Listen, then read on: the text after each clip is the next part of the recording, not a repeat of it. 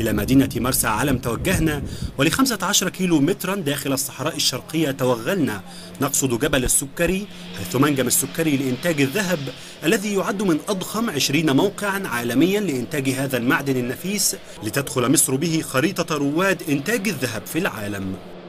بقالنا 50 سنة ما انتجناش ذهب، النهارده بننتج قد اللي انتجناه القرن اللي فات كله في 12 شهر.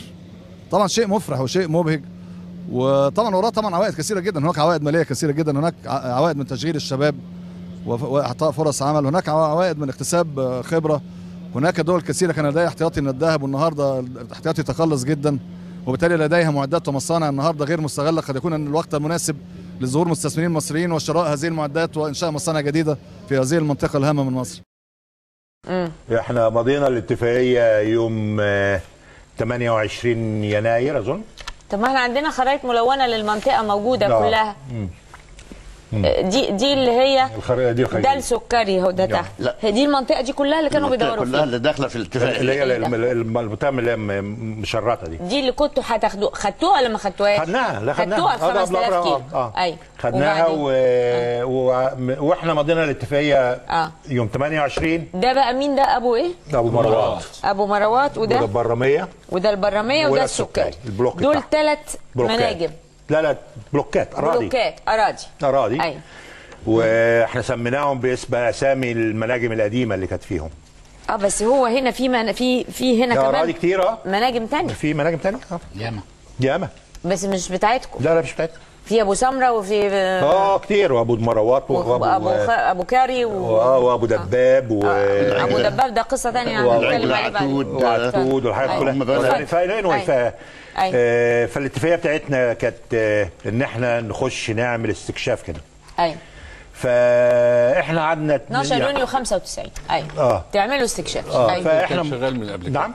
المنجم كان شغال. انا لسه هقول، حضرتك بتقول تعمل استكشاف. خلينا بس استكشاف. ده السكري ده من سنه 1902، خلينا نبدا. وكان في منجم موجود والملك فاروق عمله زي بعض. لا طب ماشي يا فندم. استكشاف ايه؟ استكشاف؟ لا المنجم موجود وطلعوا منه 3000 طن ايام الملك فاروق. حجاره ولا ذهب؟ ما اعرفش. طب خليني بس طلعوا. لا انا عندي البيان.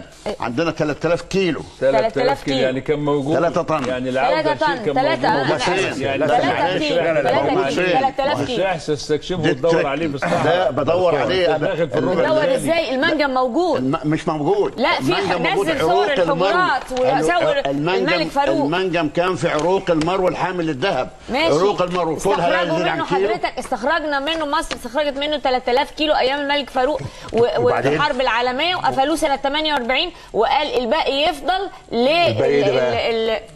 الذهب اللي في بطن الارض. في المنجم باقي اللي انت بتطلع منه دلوقتي. اللي هو اللي انت بتطلع منه دلوقتي. لا يا فندم. نهار يا فندم، نهار انا ما رحت السكري ما كانش في جرام ذهب ممكن ان انت تطلعه اقتصادي. ولا كان في اثار فرعونيه فيه، ولا كان اثار ولا في ابار، ولا في ابار، ولا في غرفه، ولا في غرفه، ولا في حاجه، ولا في حاجه. يعني امال حضرتك طلعت الذهب منين؟ ما كانش في جرام. امال الذهب جاب منين؟ جرام واحد. امال الذهب اللي انت طلعته جاب منين؟ نعم. الذهب لا لقيته. انت لا لقيته علي بابا. لا قعدت 16 سنه على ما طلعتوا الذهب ليه؟ اقول لك يا ستي، يعني في نفس الجبل، في نفس المنجم. لا مش في نفس المنجم. لا في نفس المنجم. ما ده اللغط. امال اسمه منجم السكري ازاي؟ ما ده اللغط. هات لي يا ابني صور الملك فاروق والامم صح. انا ما بقولكش كده. والعمال من سنه 1907. شوف يا ستي، ال 4000 سنه كان شغال. لا صح. شوف اهو بس العروق ما بتبقاش لوحدها. لا مش كانوا بيطلعوا يعني خلي بالك التريبيانكو بتاع الذبيحه يبقى حوالين منه شغف وحاجات زي كده. يعني مش لوحدها. الذهب. عروق المرو التي تخترق جبل السكري. ايوه. هذه العروق لها امتداد محدود. أيوه. لا تزيد عن كيلو او 3/4 كيلو. أيوه. لها سمك محدود. أيوه. لا يزيد عن 2 على اكثر الفروض، وغائره في بطن الجبل الى مسافات بعيده. المعدن القديم نزل في هذه العروق وطلع من هذه المنطقة الضعيفة الضئيلة فعلا في الغاء. ده اللي كان بيتم في، مش بس كده، حتى من أيام الفراعنة. منجم الذهب اللي في السكري واخد 30 سنة إعفاء ضريبي، تم تبيعه ب $5000. تمن توك توك. دي اتفاقيه مجحفه جدا للمستثمر وكويسه جدا لمصر. يجي ليه المستثمر؟ ليه ما بتاخدش من وراها فلوس كتيره ولا ايه؟ حضرتك كسبت فين يا كام؟ ابني؟ فين ازاي؟ فين؟ ده انت اخر حاجه بتقول احنا مطلعين 370 مليون دولار. اقول لسيادتك حاجه، مطلعين المكسب منهم 30 مليون دولار. استنى يا فندم، يبقى واخد 340 مليون دولار على انهم مصاريف انتاج وتسويق. المفروض انه العقد بتاع المشروع ده هيبقى 500 مليون دولار. ده انتوا اللي قايلينه في البورصه. لا انتوا اللي قايلينه في البورصه، وانتوا اللي عارضين الاسهم بتاعتكم في البورصه في لندن وفي تورونتو، وقايلين للناس المشترين تعالوا اشتروا مننا علشان اشتروا السهم بتاعنا عشان المنجم ده هيوصل ل 500 مليون دولار. طب استنى يا فندم، هقول لك حاجه. يبقى في فلوس هتيجي، وانتوا طلعتوا 500,000 كام يا فندم؟ 500,000 أوقية أونس في الربع السنوي. انت يتكلم الواحد الاجنبي مثلا باحترام، بيعاملك ان انت شغال عنده كد لو مؤاخذة زي خدام. مفاجآت كارثية لو صدقت صحتها فجرها عمال وموظفو منجم السكري، اخطرها تهريب الذهب المستخرج في وضح النهار. خير البلد كله طلع بره، احنا مش مستفيدين بحاجه، مستفيدين ب 3% اتاوه. المصر مستفاده ب 3% اتاوه، 3% اتاوه، والباقي كله اطنان الذهب يطلع بره. النسبه اللي بتطلع ما بتعرفش، لو طلع 10 كيلو بيقول لك طلع 2 كيلو بس. نسبه الذهب في الطن بيقول لك 3 ل 5 جرام، وهو في اماكن فيها 500 جرام في الطن. اللي شغاله جوه بتسال الخير ده كله بيروح فين؟ يعني الخير ده لو ربعه بيعم على الناس اللي في البلد دي، الناس كلها هتعيش في نعيم. وبمواجهة العمال بمدير الأمن للمنجم حول هذه الكارثة، هدد بغلق المنجم نهائيا. الذهب الكلام اللي اتقال فيه ان المصريين القدماء جدا 7000 سنة كانوا خلصوا عليه. بقى لنا 50 سنة ما انتجناش ذهب، النهارده بننتج قد اللي انتجناه القرن اللي فات كله في 12 شهر.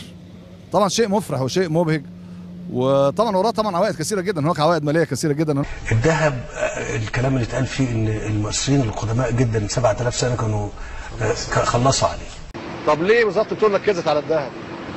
الذهب له 3 مميزات كثروه معدنيه. اولا ان البنيه الاساسيه بتاعته رخيص مش مكلف، يعني المصنع ده كله مكلف 400 مليون دولار و130 و 140 مليون دولار، وده لو قارناه ببير بترول او حاجه. لا، او لو قارناه مثلا بالنحاس او الحديد، البنيه الاساسيه مكلفه جدا، وقطارات وعربيات وقصص.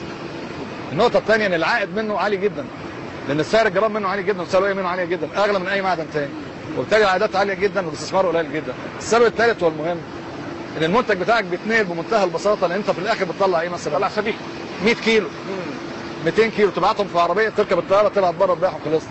الذهب الكلام اللي اتقال فيه ان المصريين القدماء جدا 7000 سنه كانوا خلصوا عليه. الاتفاقيه ما تفسخش دلوقتي. لغايه دلوقتي موجود. لا لا لا لا، الاتفاقيه ماشيه 30 سنه و30 سنه. بالتجديد باطل 30 سنه و30 سنه 60 سنه. يعني مين اللي وضع حضرتك اتفاقيه 60 سنه؟ دكتور ابراهيم فوزي. المصريين القدماء جدا 7000 سنه كانوا خلصوا عليه.